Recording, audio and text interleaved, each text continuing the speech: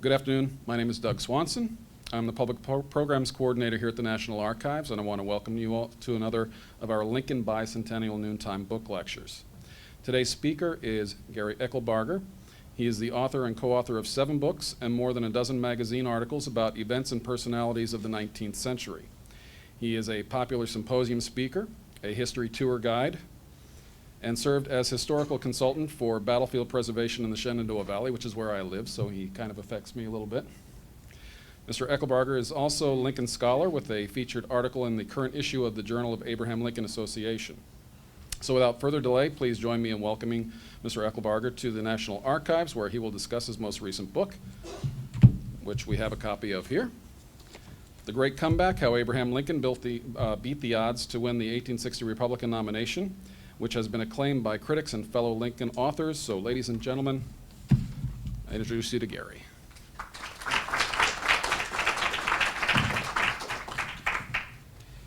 Good afternoon, folks. As you can see, I'm blessed with Lincoln's height. Not. But we have a good, close-knit group. We didn't need the 150 or whatever. I think we'll all be singing Kumbaya before this event's over. We're going to be that close-knit.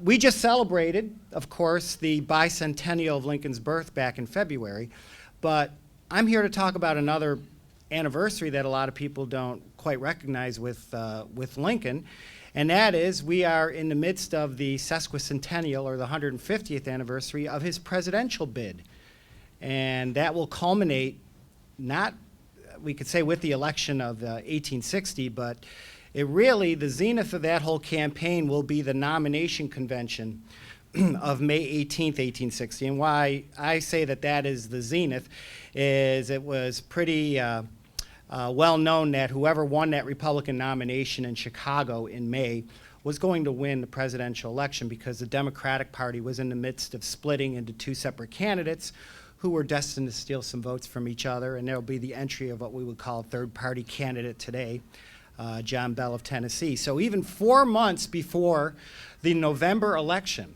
4 months before the election, Abraham Lincoln was so sure he was going to win, and normally you'd think he'd be normally cautious. Lincoln was so sure that he will write on the 4th of July to a friend, "No one knows what a day may bring forth, but it looks today as if the Chicago ticket will be elected." And of course, he doesn't talk about himself in the first person or even a third person. He says the Chicago ticket. So what I want to talk about today is how he got to be at the top of that Chicago ticket. It's quite a story. I approach this book like I do every other book I write. I ask myself questions. Yes, I talk to myself, but in this case, it was a real important question. The question is, how does a two-time Senate loser, come back to win his party's nomination within a year and a half of that second Senate defeat? It's only happened once in our history. And the fact that it happened to Abraham Lincoln makes that story much more intriguing. So, of course, trying to research this, I had to go through to make sure that this hadn't been covered at least in a book-length treatment, looked at the recent literature. And anybody have any idea how many books have been written about Abraham Lincoln? 16,000. Now 16,001. But I mean, there's a lot of books written about him, and I'm sure thousands of them have at least talked about the convention or the process leading up to it, but certainly it's been given a very cursory treatment. So that gave me the benefit of at least focusing on that year and a half. Remember, how does a 2-time Senate loser come back and win that nomination? What you have to realize, since you've just all endured or experienced, whatever word you want to use for it, the conventions and the whole nomination process of the last couple of years, keep in mind 2 very important points between the process of 2007 and 2008 versus yesteryear, meaning 1860 in this case. There were no primaries and there were no caucuses back then. So the people that are going to choose the presidential nominee are going to be delegates at the National Convention. So what you saw, whether you watched the Democratic one or the Republican one or both, the roll call of the states, and it's done in alphabetical order, and it's really kind of like an anticlimactic formality because the primaries and caucuses have already determined that. That was the be-all, end-all event of the conventions all the way up to the early part of the 20th century. So keep that in mind. The choice of the Republican Party in their second presidential contest, the 1861, is going to be chosen by 465 delegates from the various states just about all of them from the North, because Republicans in the South were mutually exclusive. Whoever the Republican candidate will be in 1860, they won't be winning any Southern state because of their slavery position. And those 465 delegates, you needed to clear one over the halfway point. So the magic number is going to be 233. And there's going to be 12 Republican candidates presented there, 12. What's also different from the conventions now versus back in 1860 is that the candidates themselves didn't go because it was considered beneath the office to be that ambitiously seeking it. You had a team of supporters or a delegation there to try to win that process for you. I'm going to talk about that a little bit later, but that's really the main difference. No primaries, no caucuses. You didn't officially throw your hat in the ring. You didn't go out and say, I am running for president because, as I said, you didn't want to look too ambitious for the office. So you went out, you made public speeches, you wrote letters that you hoped got published in the prominent media source at the time, which was newspapers. But you did that as an exponent of the party, a spokesman, a statesman of the party, and you would hope that you would start to garner some recognition for your principles and hopefully start build up some support for it. So how does Abraham Lincoln end up as even one of the 12 candidates to be considered? Two-time Senate loser. He lost in 1854 as a Whig. He lost in 1858 in his race against Stephen A. Douglas. Back then, they chose senators not by a popular vote like they've done since the 17th Amendment was ratified in 1913, I believe. But before then, it was done as indirectly. You chose your state legislators, House and Senate representatives, who would meet in a General Assembly and then have the official vote, usually in the winter after the November election. So on January 5th, 1859, Abraham Lincoln officially lost that second Senate race to Douglas in the 21st General Assembly of Illinois by a vote of 54 to 46. What a lot of people don't realize is his bid for the presidency began the very next day, informally. He gets together with a group of prominent Republicans who were there for the General Assembly to either witness it or be a part of it, a lot of his lawyer friends in Illinois. And the Republican Party in Illinois had just gone through the ringer because he had just lost. They are in debt. And they're meeting in the basement of the state capitol, which now is the old state capitol, which you can visit as a tourist. And in the basement was the state library. So they use the state library on a snowy Thursday. And they get down there and they're talking about the state of the party, and they're really in a lot of trouble because there have been a lot of major defections in the Republican ranks nationally, including Horace Greeley of the New York Tribune, who seemed to be supporting Douglas in 1858 over Lincoln, which is an irony because the Republican Party formed in opposition of Stephen A. Douglas, and now he was starting to get some support from some Republicans. And they were talking about people who they could possibly support in 1860. And as Lincoln's friends are bringing up, maybe there's a dozen people in this room, and as they're bringing up names of prominent Westerners, as they would call it, we would say Midwesterners, that they could consider for the presidency, Lincoln's silently stewing because in his mind they're not bringing up the most important name and the most obvious name, his. And I think they're doing that out of deference to him. I mean, 24 hours earlier, he just lost a Senate race. But in the midst of this, Lincoln stands up and says, why don't you run me? I can be nominated, I can be elected, and I can run the government. As one person in that room stated, we all looked at him and thought he was kidding, and then saw that he was completely serious. They made no specific overtures on that specific day, but in their minds, this was Lincoln's start of his bid for the presidency in 1860. Now, this is January of 1859. And he's not really being talked up that much except for almost as a local or Illinois support that this is the guy that really should have won the Senate race. But he's still looked at as a guy that lost to the potential Democratic nominee, Stephen A. Douglas. Well, there will be a specific strategy devised 3 months later, in April of 1859. And I'm going to call it the under-the-radar strategy. Now, I know there's no radar in 1859, but just work with me on this one. The whole idea is to be a kind of an undetected candidate. And this strategy was devised between Lincoln and members of the Illinois State Republican Central Committee. And what they decided to do in this meeting in Bloomington in 1859 was that he would be quietly supported by the state Republican Central Committee members who would honeycomb through the state and garner support for Lincoln, because one of the big hurdles you have to cross to be presented as a candidate at the national convention is to get your full and probably unanimous support at a state convention. So Illinois is a big state. The state convention is going to have several hundred delegates there, and it's important for them to garner support from Lincoln from as north in the Chicago tier, 400 miles south to the southern tip, which is Cairo, Illinois. So they wanted to make sure that he was going to get full Republican support there.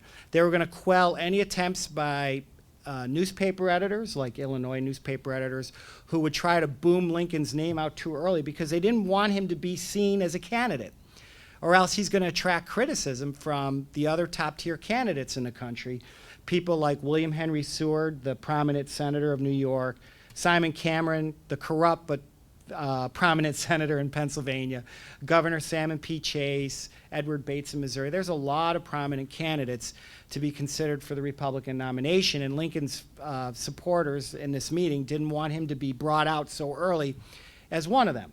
The other thing that they already had to knock down was any talk about Lincoln being a vice presidential match on any ticket. This would be a death knell. And it was real attractive to put a Westerner, Midwesterner like Lincoln, along a prominent candidate. So they were talking up Cameron Lincoln tickets or Seward Lincoln nomination tickets. So they wanted to make sure that Lincoln had no interest at all at being a vice presidential linkage on anybody's ticket. So they stopped that. And then it would be up to Lincoln to do the rest. Before I do that, I got to tell you how well this under-the-radar strategy worked.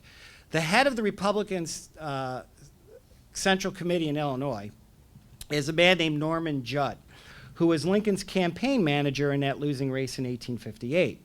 Well, as head of the Illinois committee, he was invited out to New York City toward the end of 1859 with 20 other Republican committee heads from the other states who are going to meet at the Astor House in New York City to decide two things: when and where the Republican National Convention is going to be held. Now, they got at the the when pretty quickly. They decided on June of 1860, and then that eventually will be moved up to the middle of May. Where is going to be the problem? Because there are so many prominent Republicans being talked up that everybody was shooting down any state where these people hailed from as a bias or at least an advantage to them. So you couldn't bring up any place in New York City because that was an advantage to William Henry Seward. You couldn't bring up Pittsburgh because that was Simon Cameron's advantage. You couldn't bring up Columbus or Cincinnati because that would be an advantage for Salmon P. Chase. The state or the city that looked like it was going to win hands down because it had hotels, it had railroads, it was supposed to be St. Louis. All right? But St. Louis really had a candidate to consider as well, and that was Edward Bates, who was an old Whig. He really wasn't even declared as a Republican, but they knew he was going to be presented as a potential nominee. So that was one strike against him, and they're arguing about this. The other problem with St. Louis is it was in a state where Republicans had no chance to win in a general election. Okay, as I said, no southern state is going to vote for any Republican, so they didn't want that convention. There was some angst about having a convention in a state that had no chance of going Republican in 1860. So while all the parties are fighting about this, the different heads, Judd stood up and said, "Why don't you hold it in Chicago? It's a neutral place where all of you front-running candidates have an equal chance." Little did they realize that he's up there in support of Abraham Lincoln, who's under the radar. And when the final votes come through, Chicago will win over St. Louis by one vote, Judd's. All right, so they got everything set up, and I'll talk about the importance of getting the home state advantage for this. Now, the rest is up to Lincoln.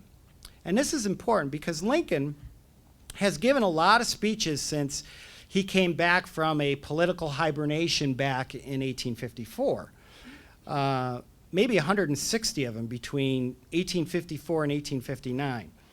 But he only gave one speech outside the state of Illinois in that period of time. And that includes the Lincoln-Douglas debates and his House Divided speech and the big Springfield and Peoria addresses. All these speeches were Illinois speeches.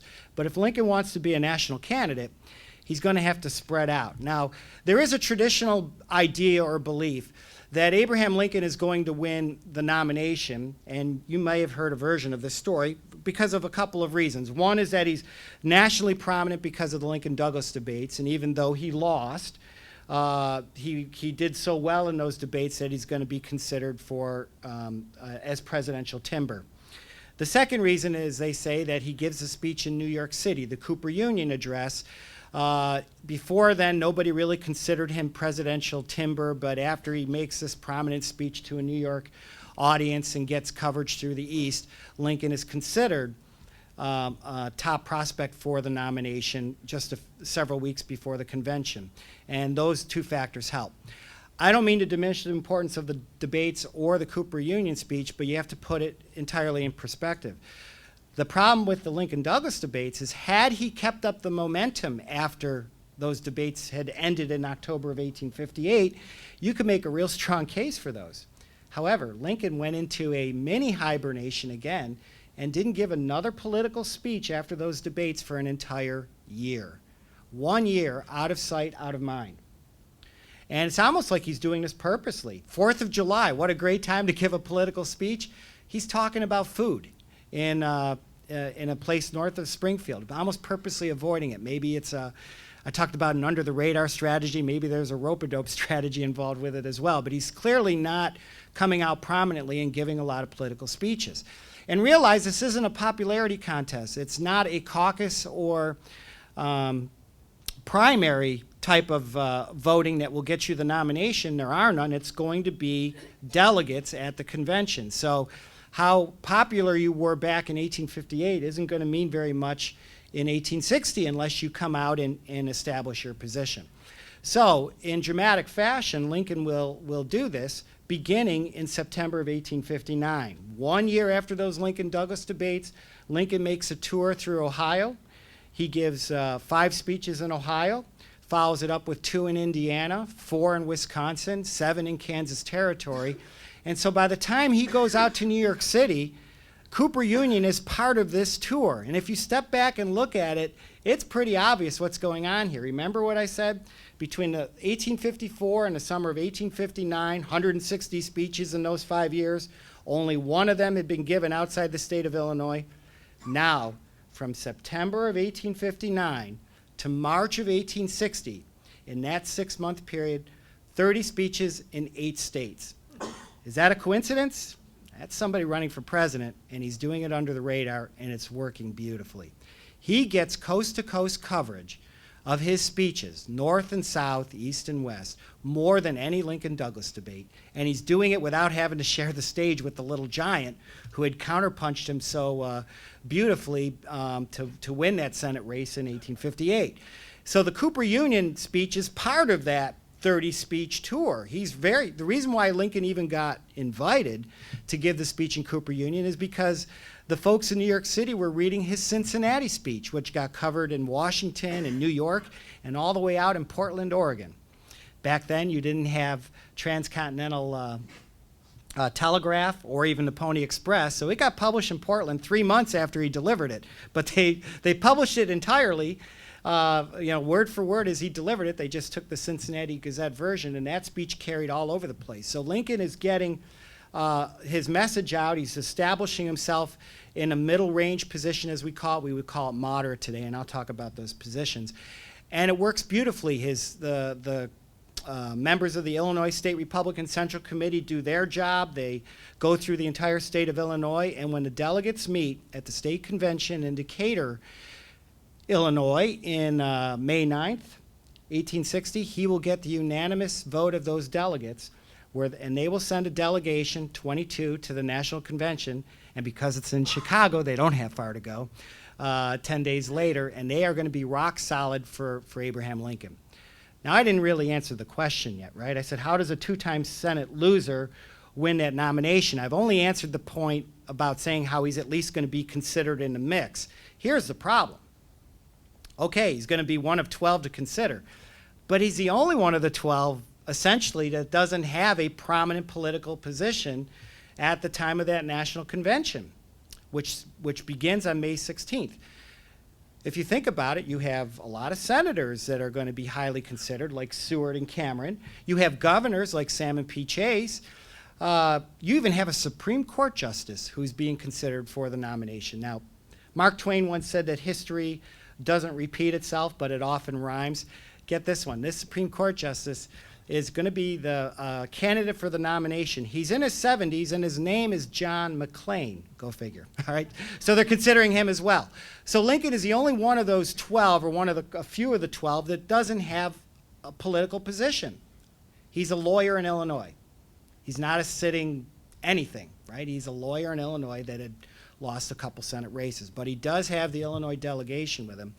And so really the key here is, how does this thing work? How does that ladder get flipped around? If he's the bottom rung of a 12-rung ladder, how does that thing flip around in Chicago where he becomes on the top rung? And it's a dramatic thing to consider, because on the eve of that convention, a week before, there are campaign handbooks published, and 2 of them don't even mention Lincoln as even one of the candidates to consider in Chicago. And Harper's Weekly Illustrated newspaper, most of the time you never knew what these people looked like because you just saw prints about them in regular newspapers. There are a couple illustrated newspapers. And finally, Lincoln's image will show up in the Harper's Weekly issue in May 12th issue, along with 11 other candidates, and he's got to be the most inconspicuously displayed feature of that entire centerfold piece. He's kind of at the bottom. He's not the top tier of people to look at. So he's really not highly considered at all. But what happens at that Chicago convention, even before the gavel pounds to start that thing on Wednesday, May 16th, is dramatic. Lincoln's team will get up there in on Saturday, the Saturday before the Wednesday beginning of the convention. And by Monday morning, newspapers as far as Philadelphia and Cincinnati are starting to announce with inside information what is absolutely accurate. They say this 2 days before the convention begins. This is a 2-man race between William Seward and Abraham Lincoln. 2 days before the convention begins. So the idea that Abraham Lincoln is a dark horse at the convention, not true at all. Before that convention begins, he is already one of the 2 highest considered candidates. What in the world happened in the 2 days for that to occur? All right, that's what we need to end. I'm going to bring this out because I know you have goosebumps and you have a tingle up the spine and you want to know. You know he wins the thing. How? How does he win? All right, we're going to answer that for you. There are really 3 ingredients to this whole product yielding Abraham Lincoln the nominee. And I can mention them in any order because they're all going to be important. So let's start with the messenger and the message, and then the team that supports him. The messenger, of course, is Abraham Lincoln himself. Now, you might think that this isn't going to be as important at the national convention because I already said he's not going to be there, right? He's not there because normally the candidates for the nomination don't show up at the convention. For those that want the trivia, who was the first president that was actually at his own nomination convention? It's actually before that. That's the answer most. He was there by plan. There was one person. There you go. The answer is James Garfield, who was there to support Grant and ended up being the dark horse candidate. So Roosevelt by plan, Garfield by accident. And there's even a picture of Garfield at the 1880 convention. So you're not supposed to be there until the 1900s. So how is the messenger important? Remember, most of the people at the convention, the 465 delegates, right? So what do you need to win? What's that number? 233. I'll keep asking. I'm going to keep asking that.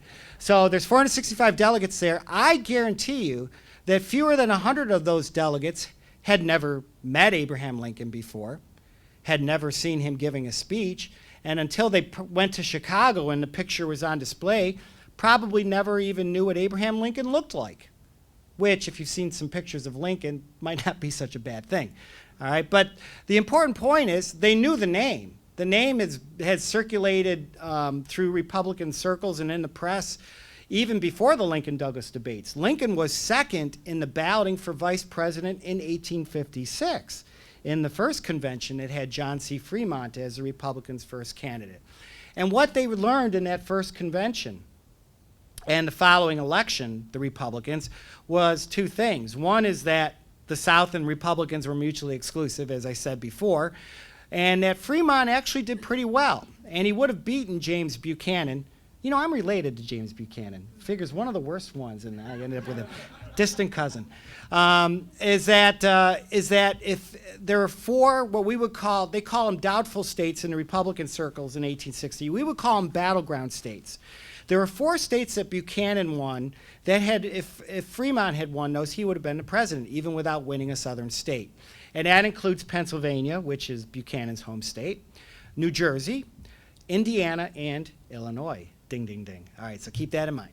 So that's what they learned in 1856. All right, so the point to be made here is that they're going to think about the way we think about electing people now, or at least people in political circles. You think of battleground states. Who's going to win battleground states? So that's one important point to consider as well. So Lincoln the messenger is not going to be as important as the national figure, except that you had to have a solid support from his home base in Illinois.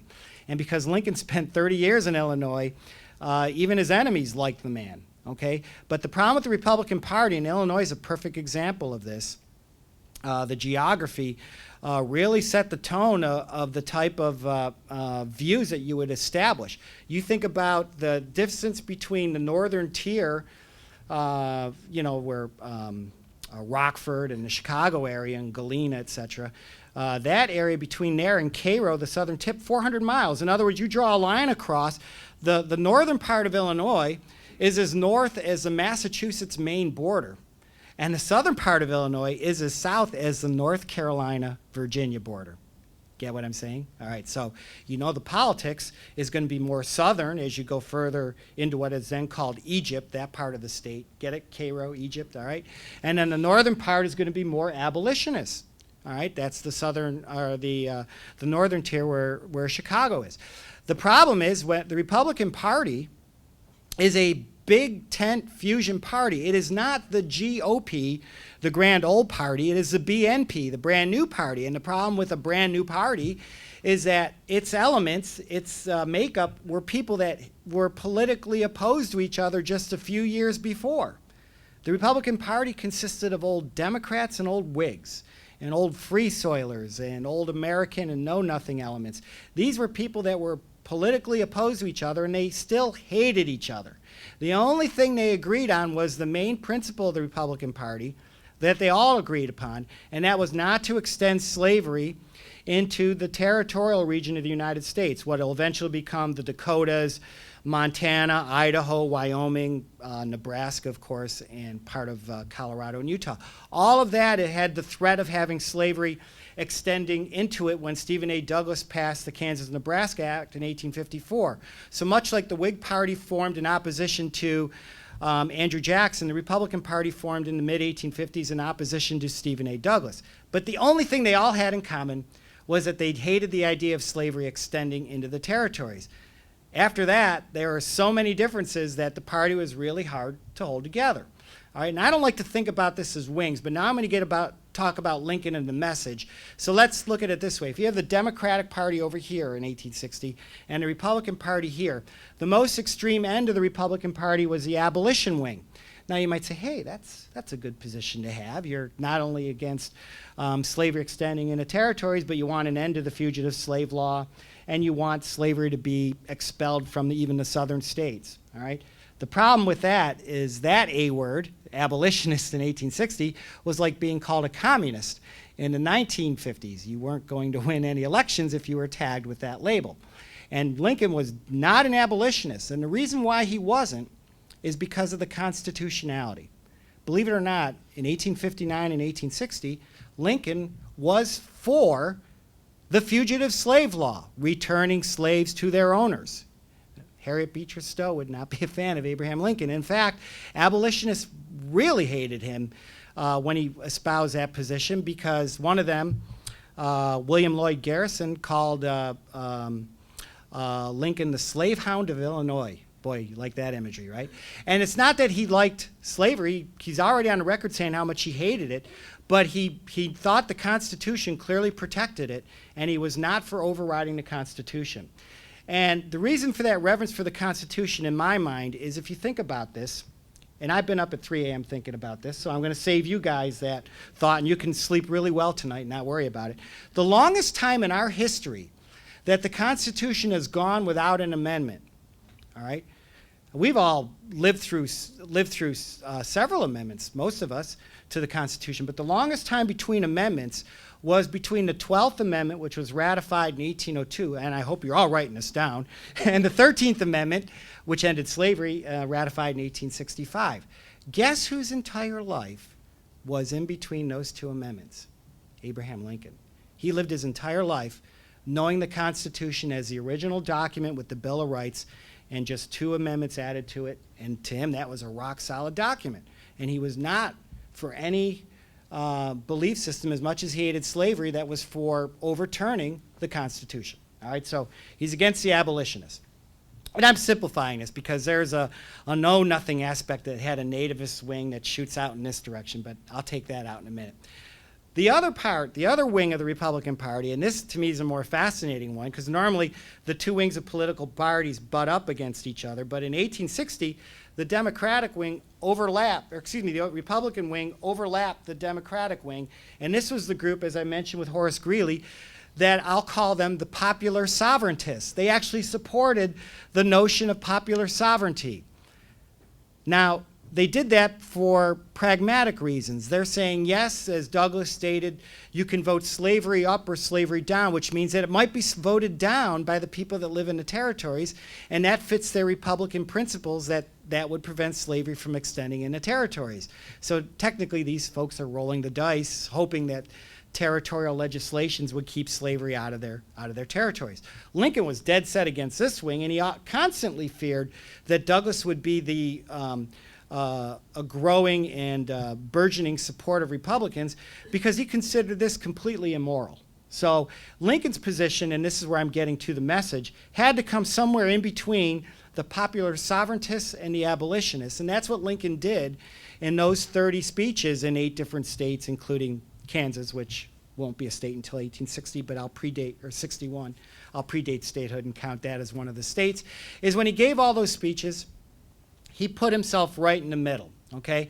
An idea was he wasn't trying to unite red state and blue state, which sometimes I hear ascribed to him. He was trying to unite that big tent fusion party on his message, all right? Trying to show that a Republican can only be elected president if he followed those principles. Now, Lincoln's given these speeches not as an overt candidate, right? Because you didn't declare for the office, but he did it as a spokesman and a statesman of the party, wink, wink. I'm also the best person that harbors these views. And he did this in ways that were borderline brilliant, in my opinion. I'll give you one example. He gives a speech in Columbus, Ohio on September 16th, and the very next day he goes to Cincinnati. Now, the Cincinnati Gazette has just sent a reporter to Columbus, and they, on the morning that Lincoln arrives in Cincinnati to give a speech that night, they print his Columbus address. Well, this is a rarity. The very next issue of the Gazette, they'll print his Cincinnati speech. Consecutive issues, an out-of-state candidate with getting complete attention for 2 speeches. And the reason they did it is he gave a completely different speech in Cincinnati.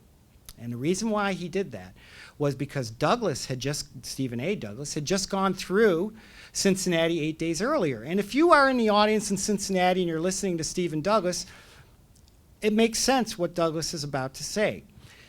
He said, you in Ohio, as he's speaking in Cincinnati, are a free state, meaning slave-free, not because you were part of the Northwest Territory, which was a slave-free territory, but because of popular sovereignty. Because at the time the Ohio Territory had enough of a population to apply for statehood, the founding fathers of Ohio decided that the climate and soil and geography of Ohio was too far north to be supportive of crops that would require slave labor. So in 1802, they decided by popular sovereignty to vote slavery out of its state constitution. Now that makes sense if you're out there in the audience. So Lincoln will come to Cincinnati 8 days later, and he's going to vanquish this in a way that he never had done before or never will have to again. This is his southernmost speech, and he's right on the Ohio River. All right, so if you follow my hand puppet here. Here's Cincinnati. Okay, here's the Ohio River serpentining around. I just want to use serpentine in a sentence. I got it in there. Okay. And it comes up and around and dips down. What state is on the other side of the river? Kentucky. All right? Kentucky has slaves. And Lincoln just takes apart Douglas's argument because the way that river courses around, while they're in Cincinnati, there's a small part of Kentucky that's north of them. And if you follow the river course down, this little bulge here, there are Ohio River towns that are well south of this bulging part of Kentucky. And so Lincoln comes out rather haughtily and says, "Pray, what made you free? Could it be climate and soil?" And he just completely abolishes that idea by saying no, because if that was the reason, we are in a region where north of us are parts of Kentucky. Why are they completely covered with slavery and Ohio is entirely free of it? The only reason is because Ohio was part of a territory that disallowed slavery, the Ordinance of 1787, and Kentucky was not bound by that same ordinance. And then Lincoln simply transposed that argument saying that's why you have to have the same kind of laws across the Mississippi River, because the chances of having a slave-free state in those territories, the Kansas-Nebraska Act, would be much less if they were slave-free territories. The argument worked brilliantly. He only used it in Cincinnati, and because he gave a different speech, that's the speech that traveled the most. Clearly his most underrated speech. So those are the kind of messages that Lincoln established for the middle ground position. And so the messenger and the message are extremely important. And now the most important part, at least for the end of what I was going to say, is the team that took him there. Why does Lincoln become the second to the top rung of the ladder before the convention begins in 2 days?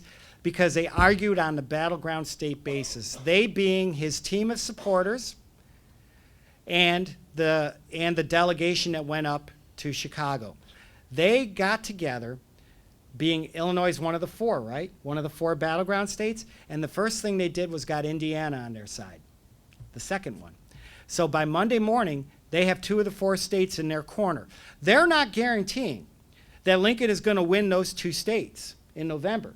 But what they're telling the rest of those delegates is that we are the experts of these 2 states, the experts of our party. And we're saying this guy has a better chance of winning these 2 states than any other of these 11 or 12 candidates that are going to be presented at the convention in the next in 2 days from now. So that's why all of a sudden the papers are starting to talk up Lincoln as a second, because they've already grabbed those 2 states. But here's the problem.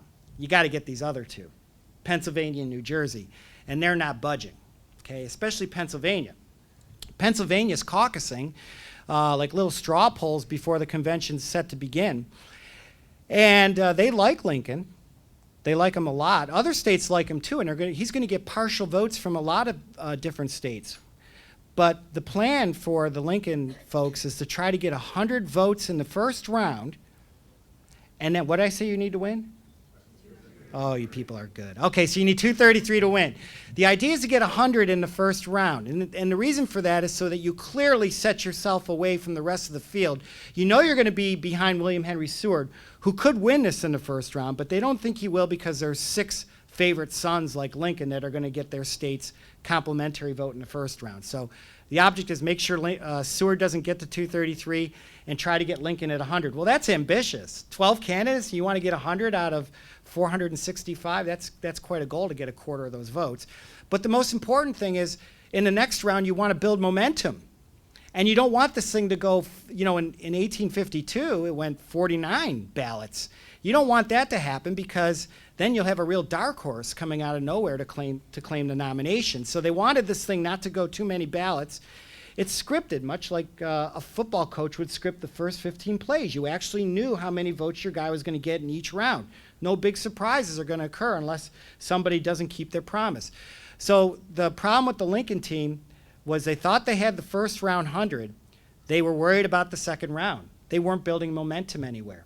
Pennsylvania had caucus. They liked Lincoln. And in the third round, in their mock-up of each round of balloting, the Pennsylvanians notified the Illinois team that Lincoln was the winner, but by only 6 votes, and not until the third round. Not good enough and not as many as they needed. So they made the deal, all right? The Lincoln team made the deal with the Pennsylvania team that if Pennsylvania switched completely to Lincoln in the second round, and they have the second largest delegation at the convention. They have 54. That if Lincoln won the election, that Simon Cameron was going to get a position on Lincoln's cabinet. And this is controversial. Many people claim that it was done for the good of the party, but you just got to follow the line of balloting, and you just didn't abandon the third. Cameron was a third-place candidate after the first round, and they're going to go completely to Lincoln.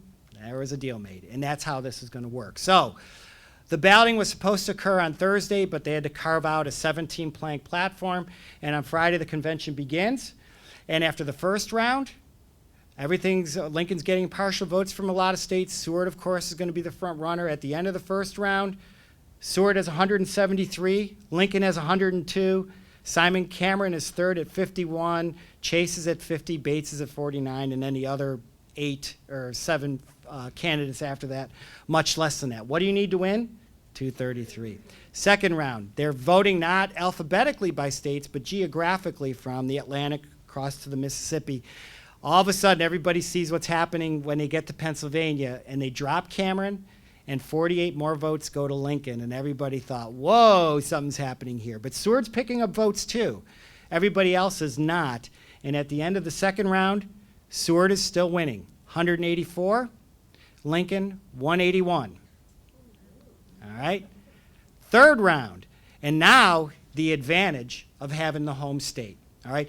There's a huge Lincoln crowd. They probably printed fake tickets, but that just made a lot of noise. It didn't make any effect on the outcome.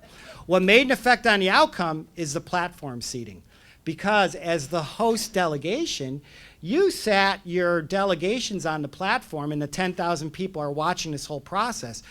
So Judd, the guy that got Chicago as the site, was in charge of the delegation seating, and it stayed the same for all 3 days, and nobody caught on. He put the Seward people over here. That's New York. He put Lincoln over here. He surrounded New York with all the other Seward supporting states. They are locked in.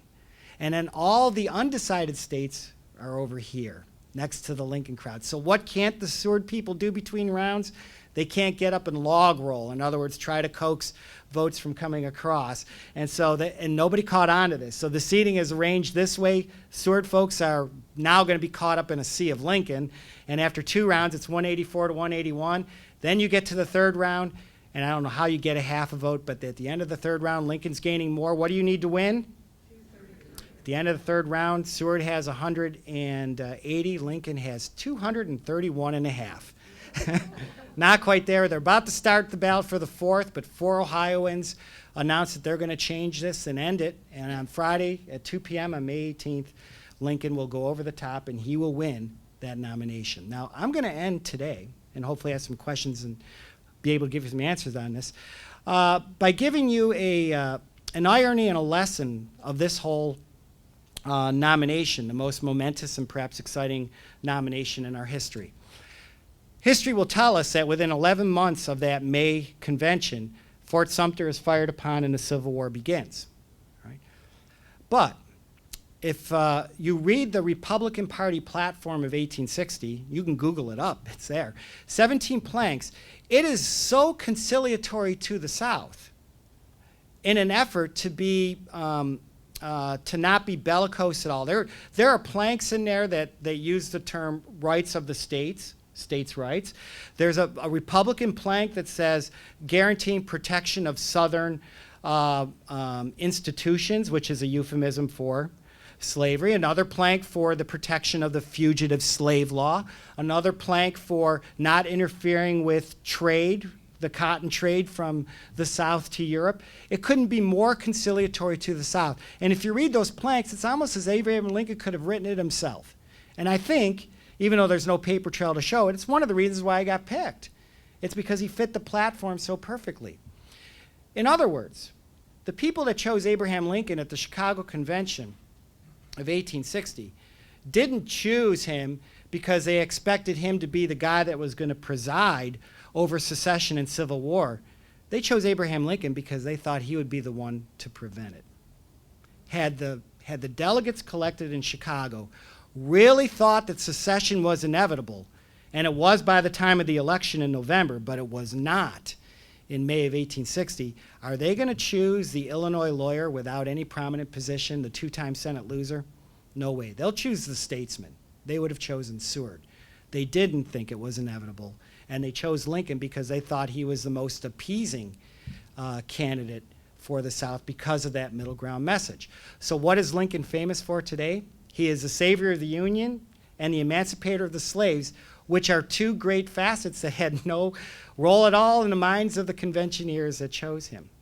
So that's the irony. And the lesson from all this is, despite the best intentions and the best studied efforts, sometimes our best leaders are those that accomplish what was not expected of them rather than or in addition to what was expected of them. Thank you.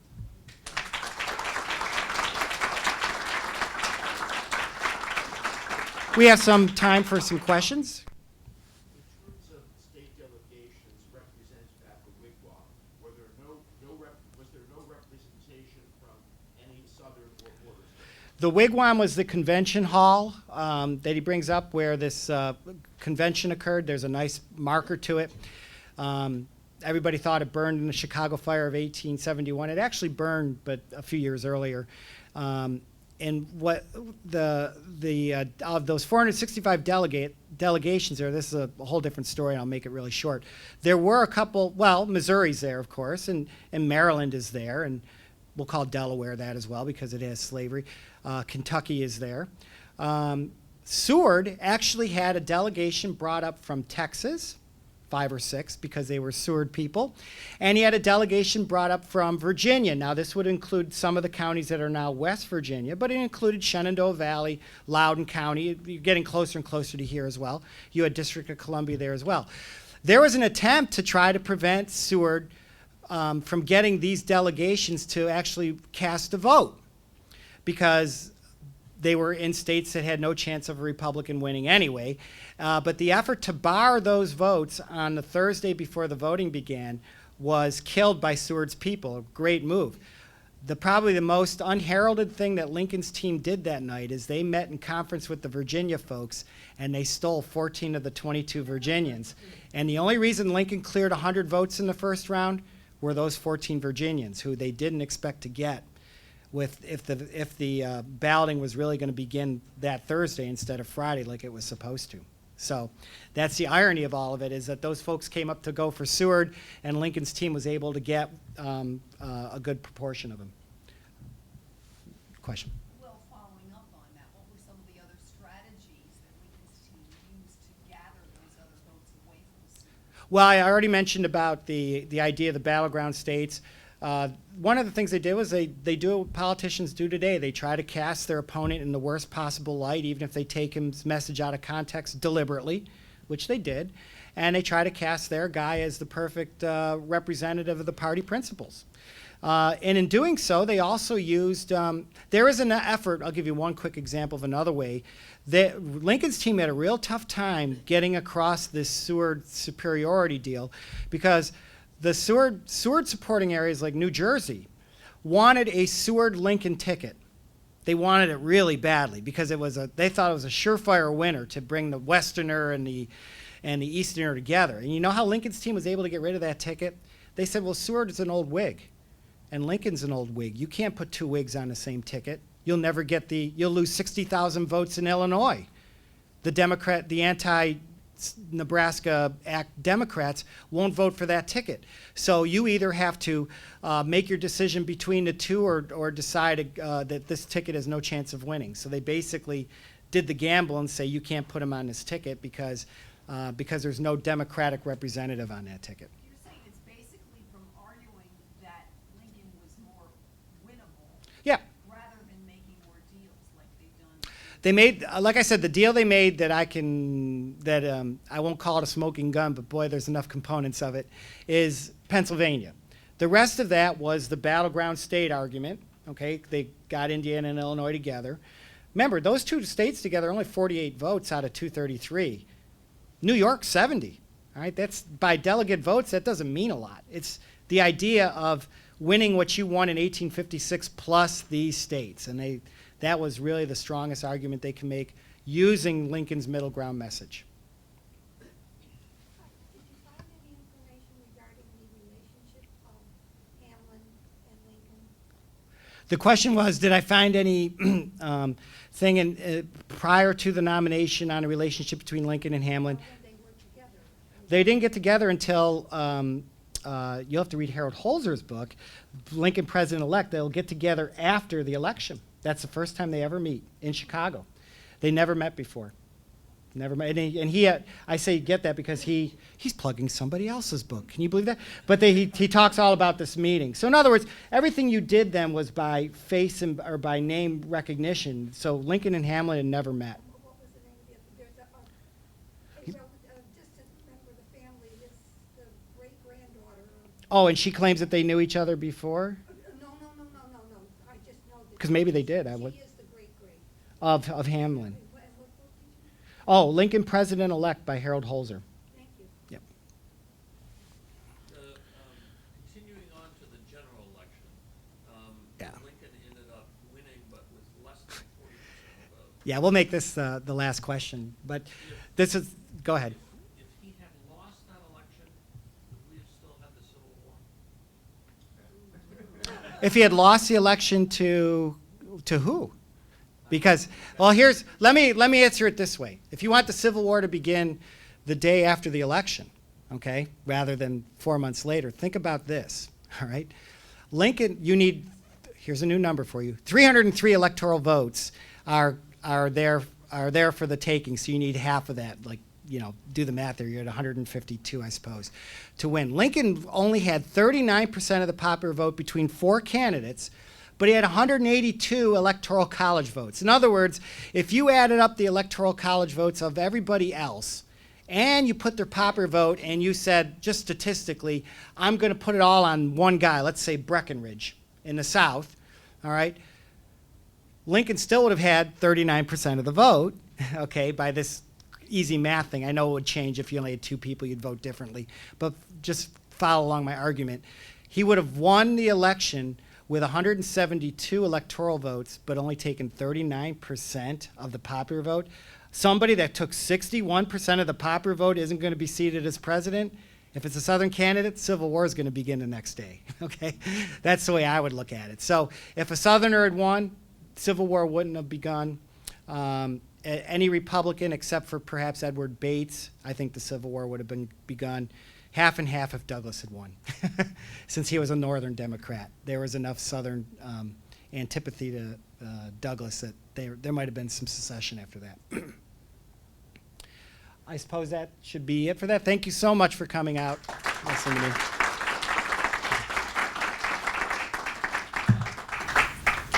Folks, as I said, we're going to be moving down to the shop for the book signing. Book is available, 15% discount on signing day.